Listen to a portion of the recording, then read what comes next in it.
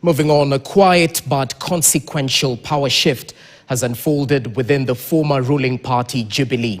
During a National Executive Council meeting chaired by former President Uhuru Kenyatta, Secretary General Jeremiah Kioni has been moved to the Deputy Party Leader position, while former Narok North Member of Parliament Moitalel Olekenta has been picked to serve in the powerful position of Secretary General, making him the voice of the party. According to insiders, the reshuffle is less about promotion and more about control of the party. Our political affairs reporter Grace Nganga with the details. The former ruling party Jubilee has announced key changes within its top leadership, a move insider says aimed at stabilizing internal structures while quietly reigning in emerging power centers. Former Ndaragwa Member of Parliament Jeremiah Kioni has been appointed Deputy Party Leader, replacing Maoko Maure, who resigned from the position last year. We have decided and approved as National Executive Committee to strengthen one more office of the Deputy Party Leader that will be now focusing on recruitment, outreach, our legal services, compliance, and discussions with other institutions.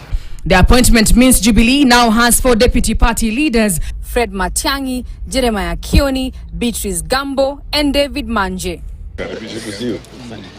Out Kioni in Moitalel Olekenta, a former Member of Parliament for Narok North, who has now taken over the powerful position of Secretary General, making him the official spokesperson for the party. And I'd like to tell all the communities that this party is not for any one particular community, it's not for the big communities, it's not for the small communities, it is for all Kenyans. And I'll ensure as the Secretary General that this party belongs to all Kenyans. According to the party, Kioni will be tasked with strengthening party structures, ensuring compliance with party processes, coordinating operations from the grassroots to the national level, and spearheading engagements and alliance building with key political and societal stakeholders. However, insiders who spoke to KTN say the move goes beyond organizational realignment. Sources indicate that Kioni's move to be deputy party leader comes without executive authority, with real power remaining in the hands of former Interior Cabinet Secretary Fred Matiang'i, who is seen as the party's de facto operational center. The reshuffle comes against the backdrop of public reprimands by former President Uhuru Kenyatta, the Jubilee party leader, who last year reportedly lashed out at Kioni over his frequent and abrasive attacks on other political leaders, which were viewed as undermining the party's border re-engagement strategy. Secretary General Kuwera. Kule nie, maodo masio mahede sio le gudoma mtandao adone dioe anaro igaro gamerire Jubilee. The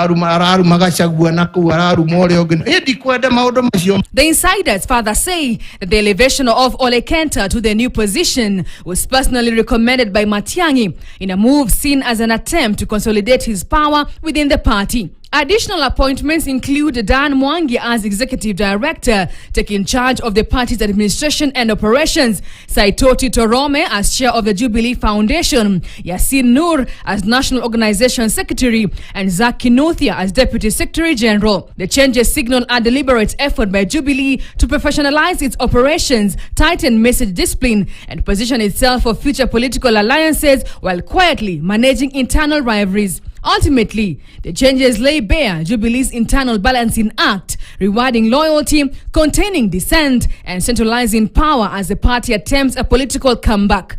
Former President Uhuru Kenyatta remains the party leader. Grace Nganga, KTN.